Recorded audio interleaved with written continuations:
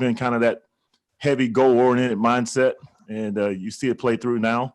It's just good to have on our team right now. He's definitely been a leader. That's what he was back in Michigan, even in his younger days, and a guy that studies the game. Thanks, Coach. Okay, next is going to be Steve Isbitz. Go ahead. Coach, with a rookie offensive lineman, but very little time with him in practice, is it a tough balance to sort of figure out how hard you got to push the guy? When he's still learning, but you need him to be ready for opening day. Yeah, when we first came back, I just asked B.A. how he wanted to handle him. He said, take the kid gloves off and, let him play. And we're trying our best to push him every day. He's done an excellent job of learning the offense and understanding what we're trying to do from a schematic standpoint. He's physical, he's strong, and he's a kid that's probably going to be pretty good here if we keep coaching him the right way and don't screw him up. And Joe Haig, what should we know about him? A multi-positional backup player who has a chance to be a starter in case Tristan doesn't work out, but I think Tristan's going to work out pretty good. Joe's smart. He's physical. He can play center. He can play guard. He's been getting a lot of reps at tackle. Got a couple of reps today at guard. So he's a guy I see as a Swiss Army knife. When we need him, we need him. Hopefully, if he plays, he'll play well. Okay, next is going to be Jen Lane. You're doing well. Oh, there she is. What's up? Yeah, How there. we doing? Hello. I just want to know from your vantage point, what's it been like with Tom Brady lining up with your offense every day? It's been excellent. It's been fun for me. Ball comes out quick. So he's been good from a leadership standpoint. All those guys out there in the huddle, they don't want to disappoint him. They know how fired up he is to have success, especially being in a different location, not being in New England. So they're out there playing hard for him. They're trying to protect him the best of their ability and, take a little bit of the pressure off of him by getting better in the run game. And also, as someone who's kind of seen him over the years and stuff, you kind of already know this, but a lot of guys have said that they're learning that he's very down to earth, and that's kind of taken them by surprise a little bit, obviously, with his accolades. Can you just speak to that a little bit? Because it just seems like he still wants to be like an ordinary person. Yeah, he is an ordinary person. He's always been a guy, if I called him when he was in New England, he called me back. There was a issue that I had that I wanted to talk to him about 2 years ago. I reached out to him. He called me back right away. These guys around here, from a standpoint of just seeing him, knowing who he's been in the past, he is just the average Joe. He wants to be one of the guys. He doesn't want to be treated special. And, trust me, BA is not going to let anybody treat him special. He's already gotten after him a couple of times. Those stories are true about cussing him out. All right, next is going to be Rick Stroud.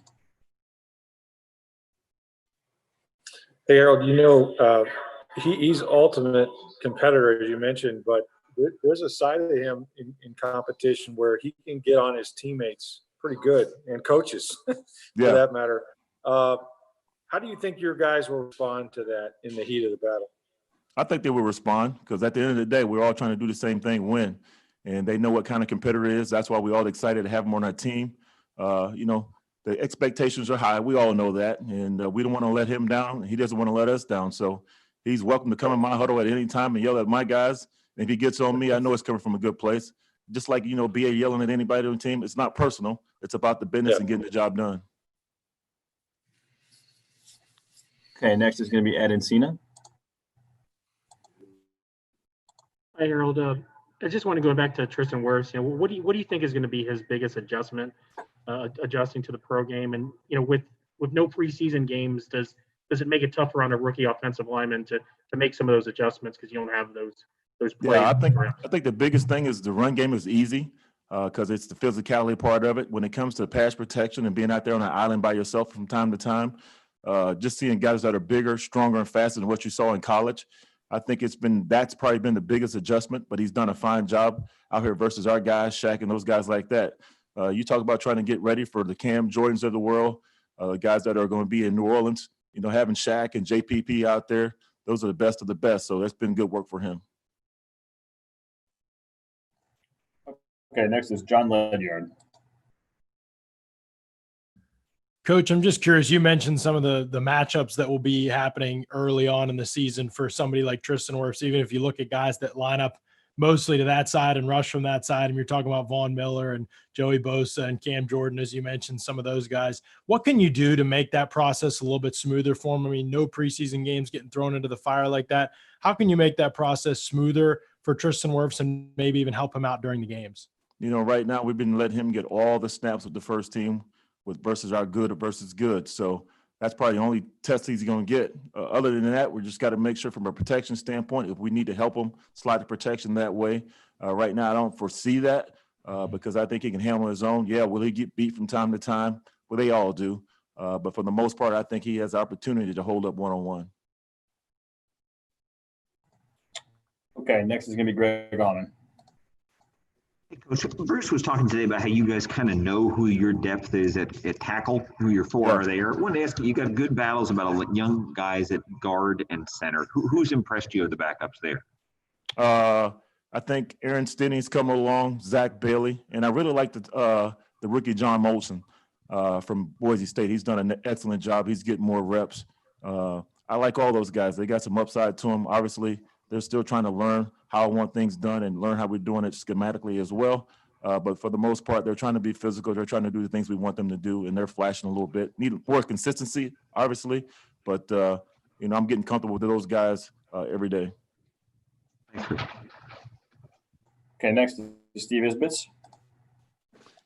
Coach, has preparation surrounding the coronavirus for the coaching staff, has that sort of had you guys cross-training a little bit? Like, if you lost 4 offensive coaches for a few weeks, would you take on different roles? Or how does that kind of look as far as preparing for the season? Well, we're fortunate enough that we have a bunch of coaches. You probably have 2 coaches at every position, so we're fortunate that way. And we talked about it, just making sure that, like me and Coach Gilbert, we try not to hang out together too much in case one of us go down, the other guy's available. But BA and Byron have a lot of knowledge. They can coach that position in my room if they needed to, or any other position on the field. So we talked about it that way. We have Rick Christophel in the tight end room. We have, John Van Dam, who's been cross-training as far as helping coach the tight end. So we pretty much covered everywhere.